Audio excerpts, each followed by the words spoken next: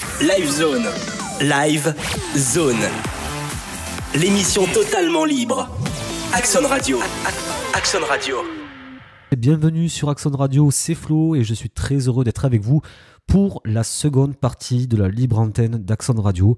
Live Zone, la libre antenne, ça démarre maintenant. Et aujourd'hui, c'est aussi une spéciale paranormale. Mon invité arrive dans un instant, il va témoigner. Il a eu une expérience paranormale et il nous en parle juste après ça. Live Zone. Live Zone. Si vous avez vécu une expérience paranormale, venez nous en parler sur l'antenne d'Axon Radio. Pour ça, c'est très simple. Soit vous me contactez directement sur les réseaux sociaux, Axon Radio, donc Instagram, Facebook ou TikTok, peu importe. Et vous pouvez aussi nous contacter par téléphone au 06 19 06 58 82. Je répète, 06 19 06 58 82. Voilà, vous nous appelez, vous nous laissez un petit message et puis nous, on vous rappelle et on vous fera passer sur l'antenne d'Axon Radio dans la libre antenne. Axon Radio. Axon Radio. Nous avons Maxime avec nous sur Axon Radio. Bonjour Maxime. Bonjour. Merci d'avoir accepté de témoigner sur Axon Radio. Vous avez répondu sur les réseaux sociaux à mon appel. Maxime, vous habitez où ? J'habite à Saint-Cyr-en-Val, donc quelques kilomètres d'Orléans, dans le Loiret. D'accord. Et votre profession ? Je suis actuellement étudiant en histoire à l'université. D'accord, super. Écoutez, enchanté, merci en tout cas d'avoir accepté de venir témoigner sur Axon Radio pour la libre antenne. Maxime, qu'est-ce qui vous est arrivé ? Vous avez vécu des expériences paranormales. Avant d'aborder justement ces expériences, le paranormal, c'est un sujet qui vous plaît depuis toujours, qui vous parle depuis toujours ? Oui, ça fait déjà, je dirais, quelques années. Ça a commencé notamment par une grande passion concernant l'histoire. Et au fil du temps, effectivement, en m'intéressant beaucoup à tout ce qui est un peu notamment légende, on peut trouver un peu de mystérieux. Je suis tombé de plus en plus sur effectivement tout ce qui relève du paranormal. Mmh. Et de là s'est développée effectivement cette passion. D'accord, ok. Et donc vos expériences en termes de paranormal, vous pouvez nous en parler un petit peu. Quelles sont les expériences que vous avez vécues ? Alors les expériences que j'ai vécues, je dirais surtout qu'effectivement viennent surtout donc du château directement du château de Fougeray. Ah, le château de Fougeray, oui, bien sûr. Voilà. Eh oui, non, le château de Fougeray, ça marque tout le monde. Hein. C'est ça. Et donc vous êtes allé plusieurs fois au château de Fougeray ? Oui. La première fois que j'y suis allé, donc c'était en 2019. D'accord. Voilà, ça partait en fait tout simplement pour mon anniversaire. Hein, j'avais décidé entre guillemets de ce cadeau-là. D'accord. Et c'est original. Notamment ma famille, oui. Ah c'est génial. C'est une super expérience en tout cas. C'est ça. Et le château de Fougeray, vous en avez entendu parler comment ? Vous avez vu des vidéos sur YouTube ou à la télévision ou... Oui, en fait, c'est parti effectivement surtout de YouTube. C'est là que j'ai vu pas mal de vidéos dessus, quelques émissions de télé aussi sur le château. Mais c'est vraiment parti de YouTube directement. D'accord, ok. Et donc, vous êtes allé au château de Fougeray. Alors, qu'est-ce que vous avez vécu ? Alors, effectivement, la première fois que j'y suis allé, je dirais qu'au niveau du château, j'ai pas forcément ressenti des choses spécifiques. Ouais. J'ai surtout vécu quelque chose d'assez impressionnant, notamment quand on a effectué un atelier avec une médium sur un atelier en fait de Ouija. Ouais. Et effectivement, on est donc rentré sur le coup en contact avec une personne en fait, et cette personne nous a donné directement son surnom. D'accord. Et le surnom de cette personne était en fait tout simplement le surnom qu'on donnait à mon grand-père. D'accord. Sachant que ce dernier était décédé en fait il y avait à peine quelques mois, donc ça a été quand même assez troublant. Et voilà, et c'était marquant puisque effectivement, notamment ma mère ne croyait pas du tout à ce genre de choses. Hein. Ouais. Donc ça l'a un petit peu troublée effectivement, je dirais. Elle n'y croyait pas, mais elle était quand même relativement assez ouverte pour pouvoir essayer en fait. C'est ça, en fait, oui, elle était ouverte, et puis le fait que ce soit un lieu finalement historique, c'est ça aussi qui l'intéressait surtout. Bien sûr. Voilà, mais effectivement, je dirais qu'aujourd'hui, elle ne me dit pas encore qu'elle y croit vraiment, mais qu'effectivement, elle voit les choses différemment. D'accord. Et quand vous recevez un message comme ça en spiritisme sur la Ouija, oui. Notamment un surnom très précis qui vous parle, votre réaction à la Ouija à ce moment-là, c'est quoi ? Est-ce que vous restez bloqué ? fasciné. Qu'est-ce qui se passe? Oui, je dirais que il y a surtout effectivement quelques secondes où on se regarde finalement tous dans les yeux, on essaye de comprendre finalement, de trouver, j'ai envie de dire presque carrément un subterfuge, de se dire c'est pas possible, il y a quelque chose en dessous, et puis on se rend compte que bah non, c'est impossible. Enfin, on ne peut pas tomber sur cette information il y a rien qui existe sur ça, que ce soit sur Internet, les réseaux sociaux, enfin voilà. Donc ouais, je dirais que c'est plutôt une réaction de flottement pendant quelques secondes. En fait, vous recherchez surtout, pour avoir vécu un peu la même expérience que vous, puisque je suis allé aussi au château de Fougeray et à la Ouija, j'ai aussi eu un contact. Alors moi, j'ai eu un contact direct avec mon grand-père aussi, donc ça me parle ce que vous dites. Mais c'est vrai que sur le moment, quand même, il y a notre côté rationnel qui essaye de reprendre le dessus, et on essaye de comprendre et on essaye de savoir s'il n'y a pas quelque chose de logique, mais en fait c'est pas le cas.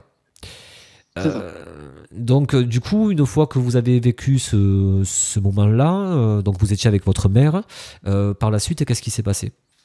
Alors par la suite, écoutez, durant cette soirée, je dirais que ça a été à peu près tout ce qu'on a eu au niveau manifestation, on va dire étrange, paranormale. Tout est resté plutôt calme. Ouais. Voilà.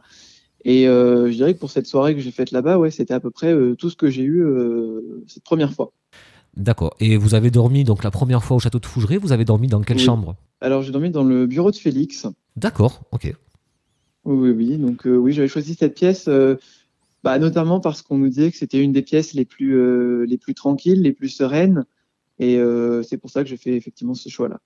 D'accord. Et quand vous êtes allé au château de Fougeray, vous y êtes allé dans le but précis de vivre quelque chose de paranormal, ou vous vous êtes dit, ben voilà, je vais vivre une expérience, et soit il se passe rien, soit il se passe quelque chose, mais est-ce que vous aviez une attente très particulière? Je dirais qu'en fait, au fond, on a toujours plus ou moins effectivement envie de vivre quelque chose, même si on ne sait pas forcément comment on pourrait réagir face à ça.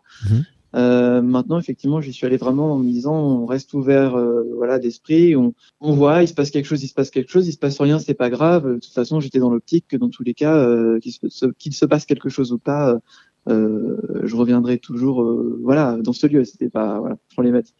D'accord, super. Écoutez, moi en tout cas, j'ai dormi je l'ai dit à l'auditrice précédente, j'ai dormi dans la chambre aux échauguettes.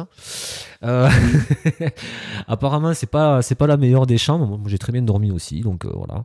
Mais ok, donc ça, c'était votre premier séjour à Fougeray. Donc, il y a eu d'autres séjours? Alors oui, il y en a eu 3 cette année. Enfin, pas mal. Pas mal. Oui. Donc, je vous laisse me raconter un petit peu qu'est-ce que vous avez vécu.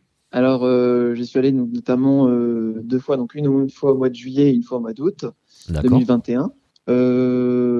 Ces 2 fois-là, c'était donc pour faire découvrir notamment à des amis. D'accord. Qui ont découvert ce lieu, notamment une personne proche qui pratique notamment le pendule. Ok. Voilà, et cette personne, effectivement, m'a dit, au contraire, autant aller voir là-bas. Et puis, elle m'a dit, elle ressentant beaucoup de choses. Clairement, s'il n'y a rien là-bas, elle dit, je le ressentirai directement, quoi. C'est souvent assez important, flagrant, j'ai envie de dire. Donc, on y allait, tout ça. On a passé la soirée là-bas. Et il y a notamment eu un moment assez impressionnant. On était dans la chambre aux échauguettes. Et donc, d'un coup, effectivement, cette amie s'est mise à nous dire, j'ai froid, mais de plus en plus froid, au point de nous dire, je reste pas là, je sors de la pièce. Donc sur le coup, nous, on était très calmes, on l'a accompagnée, et en sortant effectivement de la chambre, elle a commencé limite presque à courir de plus en plus dans le couloir. D'accord. Et elle nous disait vraiment, c'est une sensation de froid, mais un froid intense qui devient glacial, et on voit bien qu'elle commençait vraiment à paniquer. Et c'est une fois arrivée sur le palier du 2e étage, au niveau de l'escalier, que là, d'un coup, effectivement, la pression est retombée. Elle nous a regardé, elle nous a dit, ça y est, c'est fini. Il n'y a plus rien, mais je sens qu'il y a vraiment quelque chose qui vient de là-bas, du couloir, quoi. Ok, d'accord. Donc, c'était assez marquant quand même sur le coup. Ouais. Donc voilà. Là, vous avez carrément eu, donc elle a carrément ressenti, en fait, physiquement, en fait, elle a senti un changement de température et puis elle a senti une oppression, hein, c'est ça? C'est ça qui est très marquant. Et ce qui est vraiment marquant, c'est ça, c'est de se dire qu'une personne à côté de nous va ressentir ce genre de choses et nous à côté, par exemple, on peut ne rien ressentir du tout, quoi. Bien sûr, C'est bien sûr. impressionnant. Ouais. Est-ce que votre amie est médium? Alors, officiellement, on va dire que non. Après, effectivement, elle pratique beaucoup de choses. Elle fait les cartes, le pendule. Elle ressent des choses, même dans les où elle habite, hein, chez elle, elle ressent aussi beaucoup de choses. Donc, je pense qu'effectivement, indirectement, elle l'est sans vraiment le savoir, on va dire. D'accord, ok. Ouais. D'accord, oui, donc une expérience assez particulière, assez, j'imagine, assez déroutante, puisque bon, c'est quand même très, très surprenant. Est-ce que vous avez pensé à un phénomène d'incorporation? Alors, À sur un le début coup, d'incorporation? on y a pensé. On a pensé à un début d'incorporation. J'avoue que je suis assez ouvert sur beaucoup de choses, mais ça, c'est quelque chose, c'est vrai, qui m'a toujours un peu, j'étais toujours un peu perplexe sur ça, parce que je me disais, bon, c'est quand même un peu d'incorporation, quelque chose d'assez important. Je me suis toujours dit, bon, est-ce que vraiment ça existe? Est-ce que c'est pas plutôt du bluff? J'étais toujours un peu perdu là-dessus. Après, en ce qui concerne l'incorporation, par rapport à mon dernier séjour, je vous avoue que maintenant, j'ai plus du tout la même vision des choses par rapport à ça. Ah d'accord, ok. Ben, écoutez, je vous laisse m'expliquer alors.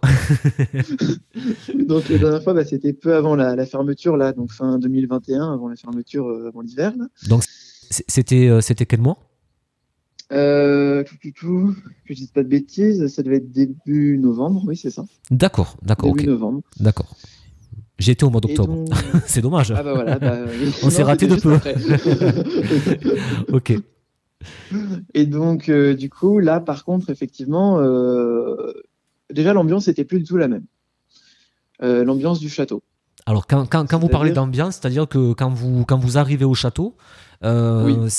vous sentez une atmosphère qui est complètement différente des fois précédentes, en fait. C'est ça, une atmosphère pesante, oppressante, j'ai presque envie de dire, clairement. Ouais. Et puis plein d'éléments qui font qu'on n'a pas forcément envie de rester là. C'est ça qui est assez troublant. Ah oui, c'est quand même à ce point. Vous avez ressenti ça. Bon, Oui. Manque de peau, vous avez dû dormir là-bas ce soir-là.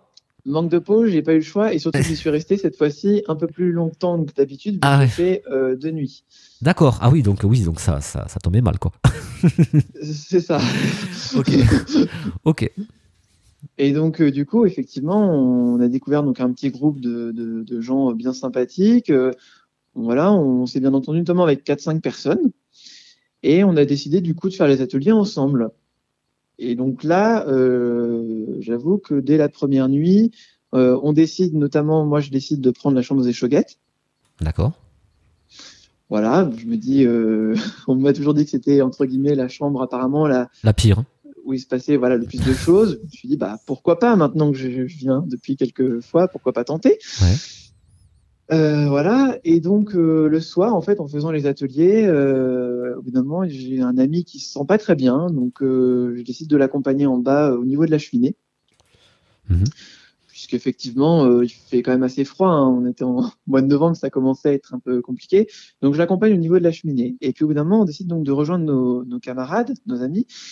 Et en bas de l'escalier, on entend un cri. Mais alors, un cri vraiment glaçant, fort. Et j'ai reconnu en fait que c'était la voix d'une des personnes qui était restée au deuxième étage, où on était juste avant. D'accord. Donc, sur le coup, effectivement, on s'est regardé avec mon ami, on s'est dit, mais qu'est-ce que c'est que ça? Enfin, voilà, donc on est monté. Et arrivé là, on est tombé donc sur effectivement cet ami qui était complètement tétanisé.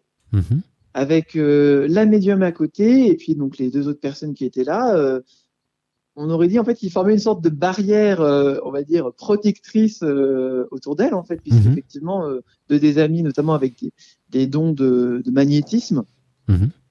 Et donc un avait sa main sur son front, la médium était autour, et puis enfin comment je dirais ça, on se croirait un peu comme dans une sorte d'exorcisme, hein, j'ai presque envie de dire. Ouais, d'accord. Voilà, c'était vraiment un début de ce genre de situation. Donc, on a attendu que ça se finisse et après, on a posé des questions, notamment à la médium qui nous a dit qu'effectivement, il y avait eu un début d'incorporation. Ok. Donc, sur le coup, je me suis dit, très bien, ok, de toute façon, on est là maintenant, on va rester, on n'a pas trop le choix. Ah, c'est trop tard, maintenant on est là, donc bon. C'est ça. On va dormir ici, quoi, dans la chambre des Choguettes, et puis voilà. On va dormir dans la chambre des Choguettes, voilà. Donc, j'ai décidé d'y dormir. J'ai envie de dire que, bon, j'ai pas beaucoup dormi, hein, parce que c'est couché à 5h du matin, donc voilà. On dort très peu à Fougeray. C'est ça. Puis pour les Très personnes qui nous écoutent, il faut quand même bien recentrer le truc. Quand on dit dormir à Fougeray, en fait, il faut savoir que quand vous arrivez en fin d'après-midi, tout ça, il fait encore jour et tout, donc vous rentrez dans le château, vous avez des sensations particulières. Mais en fait, dès que le soleil se couche, le soir, vous montez pas dans les chambres tout seul, quoi. Notamment dans la chambre aux échauguettes, quoi. Je tiens quand même Clairement. juste à le dire, quoi, parce que la chambre aux échauguettes, c'est une chambre qui est complètement au fond d'un couloir. Et en fait, moi, je suis pas spécialement peureux en temps normal, mais là, franchement, je montais pas tout seul, quoi. Clairement, donc c'est quand même très spécial. Bah ça, et surtout qu'en plus ce soir-là, on avait des problèmes de surtension au niveau de l'électricité, alors notamment parce qu'il y avait des décorations de Noël et finalement Oui. ça faisait une surcharge Oui. et ça coupait l'électricité dans les étages. Ah oui, donc Super. donc en plus ça rajoutait un petit côté sympa, quoi. C'est ça. Donc voilà, donc effectivement j'ai dormi dans cette chambre-là quelques heures. Je dirais que ça a été relativement tranquille, levé vers 8h, donc voilà. Rien de particulier au niveau de ces quelques heures, hein. Voilà, ça s'est Ok. quand même plutôt bien passé. Ok. Et puis ensuite il y a eu la deuxième nuit. Ok. Et là par contre c'était un peu moins drôle puisqu'effectivement on s'est mis en fait au même endroit que la veille. On a fait une sorte d'expérience, on va dire, d'une activité de ressenti. Ouais. Donc on s'est tous installés au niveau de la chambre du chevalier. Ok. Vous étiez le même groupe, hein? Le même groupe, Ok. voilà, voilà. Et au niveau de la chambre du chevalier, et là effectivement, pareil, on demande si effectivement quelqu'un est présent, si on peut avoir des signes, quelque chose, un objet qui bouge ou autre. Et en fait, ça a commencé que une des personnes nous fait comprendre que effectivement elle voit quelque chose qui se passe, mais au niveau du couloir. Elle ressent quelque chose en tout cas. Donc on finit donc par se dire autant aller vers cet endroit effectivement où il se passerait quelque chose. Donc on va encore une fois dans la chambre aux échauguettes. On attend et tout, et de là en fait plusieurs personnes. Alors moi personnellement je ne voyais rien du tout, hein. J'avais beau avoir les yeux ouverts, mais effectivement plusieurs personnes me disaient voir une ombre, quelque chose qui se rapprochait de la chambre et arrivait à l'entrée, qui repartait dans le couloir. D'accord. Ah, Personnellement, elle a mis l'ambiance, quoi, clairement. Ah oui, clairement l'ambiance était bien là, posée, il n'y avait pas de chaud. problème. C'est chaud. Personnellement, la seule chose que par contre j'entendais bien, c'était effectivement des bruits, mais clairement des bruits de pas. Enfin, c'était pas des craquements de bois, hein, là-dessus, c'était vraiment des bruits de pas, comme si quelqu'un s'approchait et puis hop, repartait. Et ça faisait ça en continu. D'accord. Donc effectivement, on décide finalement de dire allons dans le couloir, quoi. On va pas rester là, ça sert à rien. Voilà. Donc on sort dans le couloir, on avance un petit peu et puis on finit par se retourner. Et là, on a tous vu la même chose. Ouais. On a vu en fait au fond du couloir, sur le mur, alors comme une ombre, une silhouette, je dirais un corps effectivement d'homme, avec une sorte de chapeau melon sur la tête. D'accord. On a pensé que c'était peut-être nous effectivement qui formions cette ombre en étant dans le couloir, donc on a bougé tout ça et il n'y avait rien à faire. L'ombre était toujours la même. Donc sur le coup, il y en a qui commencent à paniquer forcément. Ah bah oui, j'imagine, oui. Et là, vous avez été vraiment plusieurs à le voir en fait. Là, on a été plusieurs à le voir. Là, vraiment, et puis on le voyait tous, hein. Clairement, là, des fois, il y en a qui ne voient vraiment pas, mais là, clairement, on le voyait tous. Ok. Donc, sur le coup, effectivement, certains paniquent, certains commencent un peu, effectivement, à pleurer, tout ça. Et puis, moi, par exemple, effectivement, je reste, je dirais, presque tétanisé. C'est-à-dire que je trouve ça, d'un côté, fascinant, troublant, et du coup, je suis bloqué. C'est-à-dire que je regarde et je bouge plus, quoi. Voilà. Et en fait, juste après, on a aperçu cette ombre, donc, a disparu. Et peut-être, c'est relatif là, parce qu'au niveau du temps, on voit pas le temps passer, on sait pas trop comment ça se passe, mais peut-être 30 secondes après, on aperçoit en fait dans le coin, il y a un petit coin qui mène juste à la chambre des échauguettes, qui est effectivement dans un renfoncement sur la droite. Et de là, en fait, dans le coin du mur, je l'ai vu, mais enfin, même encore aujourd'hui, c'est un peu bizarre, un peu compliqué. J'ai vu comme effectivement deux mains qui se mettent hop, dans le coin du mur et une petite tête qui apparaît. D'accord. Et comme qui nous regarde, clairement, qui nous regarde avec des yeux, je saurais pas dire si c'est comme des petits points. Au loin, ça fait des petits points lumineux. Alors effectivement, ça peut pas être un animal parce que là, on a bien vu, on a tous vu ce qu'on a vu et clairement, non, ça pouvait pas être un animal. Plus à la taille que effectivement ça avait. Enfin, ce n'était pas possible. Mhm. Et cette petite silhouette, ça a dû durer, je sais pas, quelques secondes. Et puis hop, d'un coup, elle a disparu derrière le mur. Et là, vraiment, on a tous dit, on a bien vu cette silhouette et tout le monde m'a dit, bah oui, tout le monde a décrit ce qu'il a vu et clairement, c'était vraiment la même chose, quoi. Et ce visage, ces mains, c'était quoi? C'était tout blanc? C'était comme une ombre? Non, là, je dirais vraiment que c'était comme une ombre, hein. C'était assez sombre. D'accord. Ouais, assez sombre, comme une petite ombre. Alors après, on s'est dit, voilà, on savait pas si c'était lié à ce qu'on venait de voir juste avant, sur le mur, avec cette grande silhouette, je ne sais pas. Clairement, ça m'a fait vraiment penser à une photo que beaucoup de gens, hein, qui connaissent le château connaissent très bien, une photo dans un miroir où on aperçoit une silhouette d'homme. Oui. Dans la chambre des Échauguettes. Dans la chambre des Échauguettes, oui. Voilà. Et clairement, j'avais vraiment l'impression de voir plus ou moins la même chose. D'accord. Donc il est possible que ce soit cette entité qui soit apparue peut-être de manière assez temporaire, mais qui soit quand même apparue, quoi. Et du coup, comment se passe la soirée une fois que vous vivez ce genre de phénomène? Vous cédez pas à la panique? Vous arrivez à rester? Comment est l'état d'esprit du groupe? Alors, ce qui était plutôt bien, c'est qu'effectivement, on avait un groupe, on pourrait dire, presque divisé en deux. C'est-à-dire qu'il y avait une partie du genre, effectivement, qui était plutôt dans la panique, effectivement, limite en larmes, hein, clairement, ce qui peut se comprendre. Oui. Et puis l'autre partie du groupe, où notamment, effectivement, dont je faisais partie, où on était plutôt un peu, je pense, sous le choc, du coup. Et du coup, on était plutôt dans une réaction... voilà, on se disait, bon, de toute façon, il faut pas céder à la panique. On sait qu'on est là, on va pas partir, c'est pas la peine. On sent pas non plus que c'est négatif, que c'est néfaste pour nous. Au contraire, on vient, on veut vivre quelque chose, on veut une expérience. Là, clairement, on a eu quelque chose. Donc, on s'est dit, ce serait dommage de effectivement tomber dans autre chose. Et du coup, on va dire qu'on est resté soudés. On s'est dit, on va se poser dans une pièce, on va souffler, et puis on verra ensuite ce qu'on fait. D'accord. Donc on s'est posé dans la petite pièce juste avant la chambre au chevalier, une espèce de petite antichambre, là, le petit salon. Mm-hmm. On s'est tous posés. On a attendu un peu, il y avait un peu de lumière au début quand même, histoire de souffler. Et de souffler un petit peu, oui, bien sûr. Je comprends. Je comprends. Et puis, effectivement, après, on s'est dit, bon, on va voir, on va essayer de recommencer, de voir ce qui peut se passer. Voilà, et là, pour le coup, bon, peut-être qu'il n'aurait pas fallu le faire, mais bon, on l'a fait quand même. Et effectivement, ça a recommencé. C'est-à-dire que plusieurs ont dit qu'ils commençaient à ressentir quelque chose venant du couloir, donc c'était toujours la même situation. Sauf que ce qui s'est passé, c'est qu'il y avait donc une personne du groupe, une jeune fille qui était à côté de moi. Ouais. Et cette personne-là, c'est celle qui, la veille, notamment, avait vécu le fameux début d'incorporation. Ouais. Et donc, au bout d'un moment, elle commence à nous dire qu'elle ressent des frissons, comme un froid qui devient de plus en plus fort, de plus en plus intense. Ouais, c'est pas bon signe, ça. Donc, c'est pas bon signe. Pas bon signe du tout. Donc, c'est ça, pas du tout.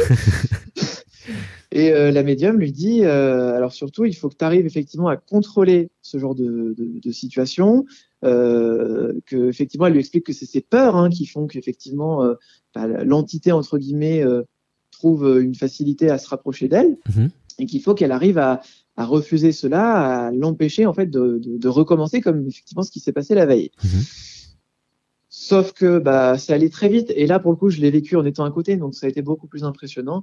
Effectivement, d'un coup elle a commencé à nous dire non c'est trop tard, et puis à frissonner, à trembloter, enfin c'est vraiment voilà, et elle se met d'un coup, mais pareil comme la veille, à crier, et je dirais que sa voix, clairement, devenait de plus en plus, alors déjà de plus en plus glaciale. Enfin, c'était vraiment très, très, très désagréable. Et sa voix, en fait, a commencé légèrement, et c'est ça qui m'a marqué, à changer au niveau de l'intonation. C'était de plus en plus grave.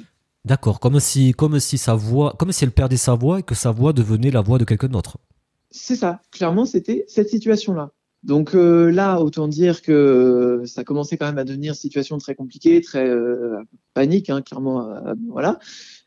Du coup, la médium, effectivement, a dit notamment à un de ceux qui étaient là et qui a des dons notamment de magnétisme, elle lui a dit, effectivement, allez hop, fais-la sortir. Donc clairement, on l'a fait sortir de la pièce. Mhm. Et ils l'ont emmenée, alors notamment dans la chambre d'Alice. Alors pourquoi la chambre d'Alice? Parce qu'effectivement, elle s'est mise à réclamer absolument Alice. Alice, elle a crié plusieurs fois Alice, Alice, Alice. D'accord.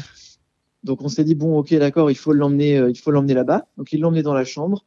Et de là, même situation que la veille, c'est-à-dire la médium qui commence à faire, je dirais, ce petit exorcisme léger. Hein, on n'en est pas à ce point-là, mais voilà, un petit, voilà, le magnétiseur qui a sa main sur son front. Donc pareil, la même situation. D'accord. Voilà, et je ne saurais pas dire combien de temps ça a duré, mais je pense que ça a duré un bon moment quand même. Hein. Ça a été très très long. Ouais. D'accord. Et après, une fois que l'état de cette jeune fille s'est amélioré, qu'est-ce qui s'est passé pour elle? Elle est restée au château? Alors, elle est restée au château parce que déjà, elle nous a dit qu'effectivement, alors, au niveau de l'incorporation, ça devait quand même être la première fois, il me semble que ça lui est arrivé, mais elle était déjà venue aussi plusieurs fois hein, au château. Elle savait déjà qu'elle ressentait quand même beaucoup de choses, puisque même à l'extérieur, hein, elle arrive à ressentir des choses, des fois chez d'autres personnes ou autres à ce niveau-là. Donc, elle a peut-être effectivement comme on dit, des dons notamment de médiumnité. Hein, je pense que c'est possible. Ce qui s'est passé surtout après, effectivement, c'est que la médium a réuni donc tous ceux qui étaient là à ce moment-là, qui ont plus ou moins subi quand même quelque chose, hein, que ce soit notamment, je dirais plutôt au niveau psychique que physique. Hein, voilà.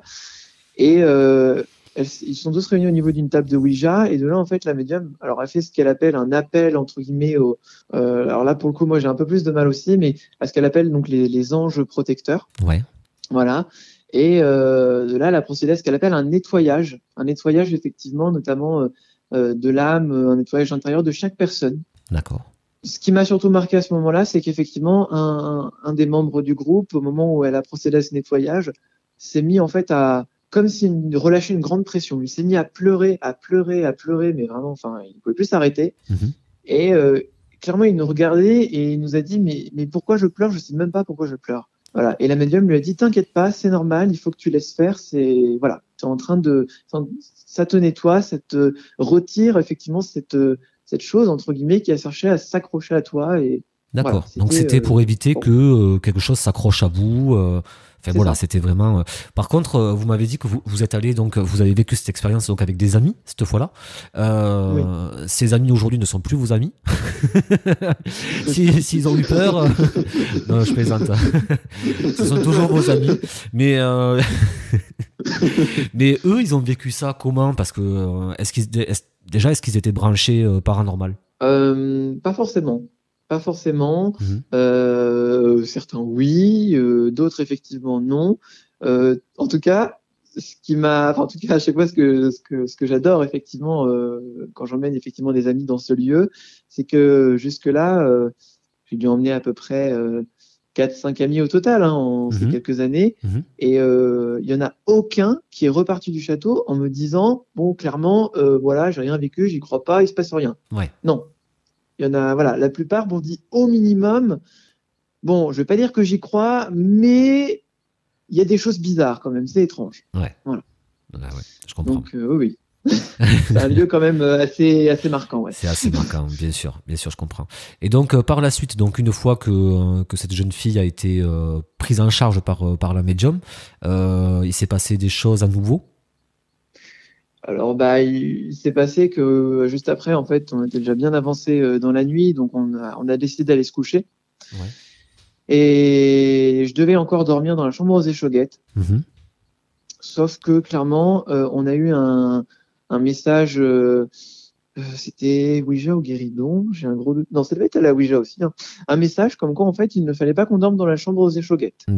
D'accord. Voilà, parce que la personne, entre guillemets, l'entité de cette chambre ne voulait pas de ne voulez pas de moi, clairement. Ah bah c'est sympa. Ah bah oui, effectivement, c'est cool. Ne voulez pas de moi et en fait ne voulait clairement personne dans sa chambre cette nuit-là.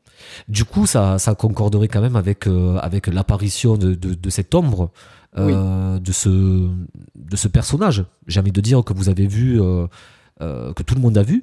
Est-ce que vous pensez que c'était la Ouija, c'était la confirmation que cette entité ne voulait pas que vous soyez là, quoi? Je pense que c'était la confirmation et c'est ça en fait qui est vraiment marquant, c'est que on a des petits éléments comme ça par-ci par-là qu'on va vivre au fil de la soirée, de la nuit, Mhm. et en remettant, c'est un peu comme un puzzle, hein, en mettant tout bout à bout, on se rend compte que ça forme une véritable logique, Oui, clairement, et qu'il y a vraiment une intelligence derrière tout ça, tout ce qu'on peut vivre. oui. Je suis tout à fait d'accord avec vous. C'est exactement ce que j'ai ressenti à Fougeray. Je voulais savoir, au château de Fougeray, est-ce qu'il y a une chambre dans laquelle vous ne pourriez pas dormir? Euh, Bah oui, clairement je vais dire oui. Ok, La chambre du chevalier. d'accord. Chambre du chevalier. Alors pourquoi Bon déjà parce qu'il y a des. Alors c'est tout bête, hein, il y a des objets effectivement dedans qui ne m'inspirent pas du tout confiance. Ah bah oui, je confirme. Voilà. Effectivement. Voilà, je sais que notamment il y a deux masques je crois que c'est du plâtre, hein, deux masques mortuaires en plâtre. Mhm. Bon, je trouve ça bien Oui, c'est pas... glauque et pas très voilà. C'est clair. Et puis clairement, j'ai envie de dire qu'avec tout ce que j'ai vécu lors de ce dernier séjour, notamment à proximité de cette pièce, je pense que c'est ça qui m'a vraiment marqué et qui a fait que j'ai choisi de ne pas y dormir. Hein. Parce qu'il y a encore quelques mois, j'aurais dit au contraire, je veux dormir dans la chambre du chevalier. Hein. Mhm. Mais clairement, depuis ce que j'ai eu la dernière fois, la chambre du chevalier, j'ai clairement fait une belle croix dessus. En tout D'accord. cas pour l'instant. D'accord. Est-ce que vous avez vécu des phénomènes de poltergeist? Non, pas du tout. D'accord. Pas du tout, non, non, non. J'aurais, comment dire, on aimerait bien, mais non, non, j'ai jamais eu de phénomène à ce niveau. Ouais, c'est vrai que les phénomènes de déplacement d'objets, c'est un peu le Graal, quoi, parce que c'est vraiment ce qui paraît le plus irrationnel, entre guillemets. Oui. Mais d'accord, ok. Bon, déjà, je pense que vous avez vécu pas mal de choses. C'est déjà pas mal, quand Oui, même. c'est ça. Le château de Fougeray, quand vous partez de là-bas, quand vous finissez votre séjour, est-ce que vous avez qu'une seule envie, c'est d'y retourner, ou est-ce que là vous avez fait le tour? Est-ce que vous sentez que vous avez encore des choses à vivre là-bas? Clairement, je considère que j'aurais jamais fait le tour à Faugeray parce qu'effectivement, c'est un lieu. Depuis que j'y suis allé la première fois, on pourrait clairement dire que je suis tombé amoureux du lieu, quoi. Ouais. J'y ai une vraie attache. C'est effectivement, on a toujours l'impression que quelque chose nous retient. Au moment où on part de là-bas, on a envie d'y retourner, quoi, clairement de faire demi-tour et d'y aller directement. C'est clair. Et c'est ça. Quoique, finalement, je me rends compte que quoi qu'on puisse y vivre, malgré l'intensité des choses qu'on y vit, non, il y a cette envie chaque fois d'y retourner. Est-ce que Fougeray a changé votre façon de voir la vie et la mort? Oui, oui, clairement. Je dirais que bon, déjà, il y a entre guillemets un côté rassurant parce qu'on se dit bon du coup effectivement, il y a sûrement quelque chose peut-être après la mort et donc finalement la mort n'est peut-être pas la fin entre guillemets de notre existence, si je peux dire les choses comme ça. Mhm.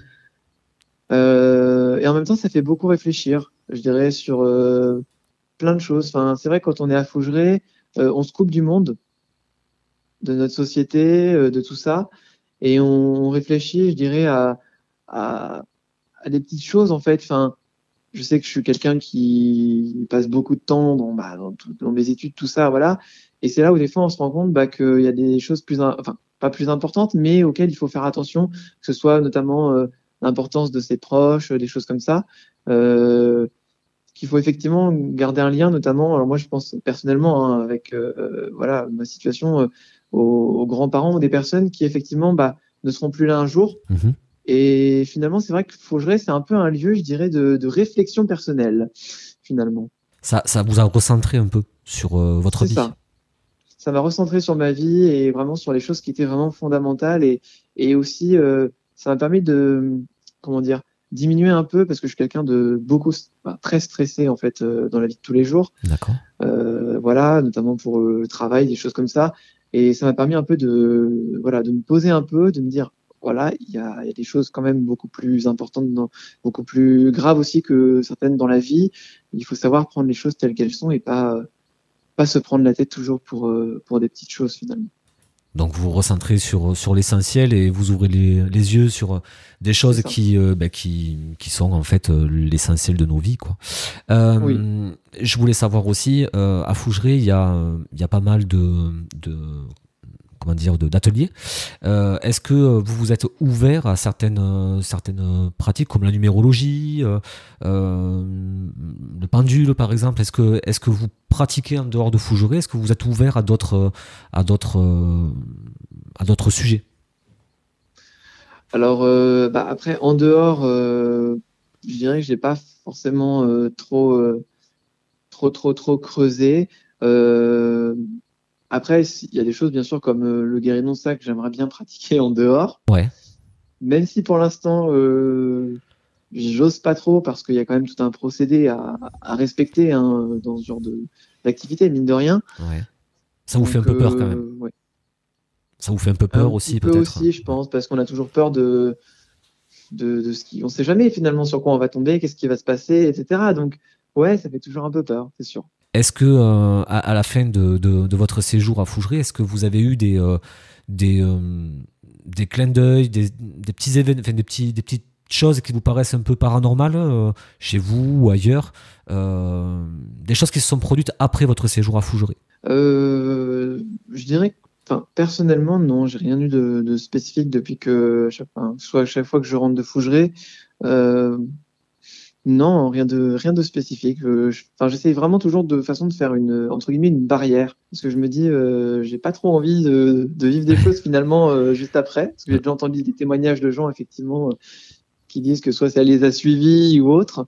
Ouais. Je me dis, il faut vraiment différencier parce que c'est important, hein, sinon ça peut vite devenir compliqué, je trouve. C'est clair. Et aujourd'hui, qu'est-ce que vous retenez de Fougeray? Qu'est-ce que je retiens de Fougeray? Bah, je dirais que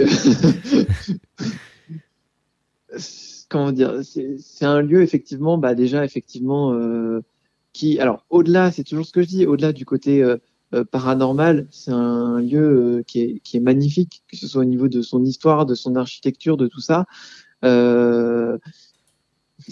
C'est difficile à dire. Ouais, c'est sûr. Question pas facile, très courte mais pas facile. C'est ça.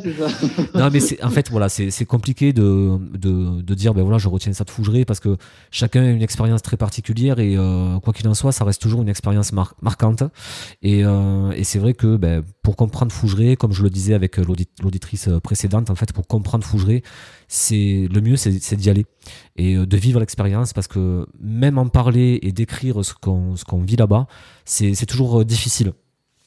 C'est toujours compliqué. C'est toujours compliqué, c'est ça. Et puis je dirais que finalement, ce qu'on peut effectivement y vivre là-bas, c'est notamment effectivement en partie grâce à Véronique et François, donc les propriétaires. Et c'est vrai que même notamment quand on va visiter Fougeray, on a toute la partie visite avec explication du lieu, son histoire, etc. Et ça, c'est notamment entre guillemets grâce à Véronique, hein, en tant qu'historienne, qui effectivement a beaucoup travaillé là-dessus. Et je dirais que ça donne un petit côté, ça donne un peu plus de caractère au lieu finalement. Ah, ouais. C'est clair. Ah oui, ça vous met dans l'ambiance, clairement. C'est clairement ça. Est-ce que donc pour ce dernier séjour, donc vous avez vécu cette expérience, vous avez vécu autre chose aussi, encore? Au cours du dernier séjour. Non, en tout cas, ça. C'est déjà pas mal quand même. C'est ça, déjà oui. Pas mal. Après, toujours quelques contacts défunts, hein, que ce soit Ouija, guéridon, toujours plus ou moins un contact. Voilà. Je sais que ça m'a beaucoup aidé, notamment au sein de parce que je fais de la généalogie, notamment, pour essayer de remonter dans ma famille. Vous avez eu des réponses précises oui. par rapport justement à certaines informations comme ça Alors précises, je dirais pas précises, mais je dirais que j'ai souvent c'est comme si vraiment, clairement, j'ai l'impression à chaque fois qu'on veut me mettre une espèce de charade devant moi, qu'on veut jouer avec moi, toujours un peu comme ça. Mais j'ai eu des petits éléments, effectivement, souvent qui permettent. Alors, je sais que personnellement, sur ma généalogie, ça a été flagrant. Hein, j'ai eu des des années, des années, voire même des fois, j'ai eu un jour un titre de chanson avec une année. Ouais. Voilà. Et clairement, en cherchant, en creusant, en remontant dans ma famille, j'ai fini par trouver qu'effectivement, ça tombait juste et qu'en plus, ça tombait pile poil l'année de cette chanson, tout était lié. Et c'est ça qui est assez marquant. Mais souvent, je remarque qu'effectivement, les messages sont pas forcément des messages qu'il faut prendre comme ça au pied de la lettre. C'est vraiment des messages sur lesquels il faut réfléchir souvent. D'accord. Écoutez, en tout cas, c'est une expérience vraiment super intéressante et j'imagine assez intense que vous avez vécue. Ouais. Donc voilà, écoutez, je vous remercie beaucoup en tout cas, Maxime. Oui, merci à vous. Un grand merci pour votre témoignage et pour Fougeray, ça marque beaucoup de personnes. L'auditrice précédente aussi est allée à Fougeray et a vécu pas mal de choses. Écoutez, je vous remercie en tout cas, Maxime. Oui. Et puis je vous souhaite une belle fin de journée. Et puis moi je vous dis à très bientôt sur Axon Radio pour une nouvelle libre antenne consacrée au paranormal. Live Zone. Live Zone.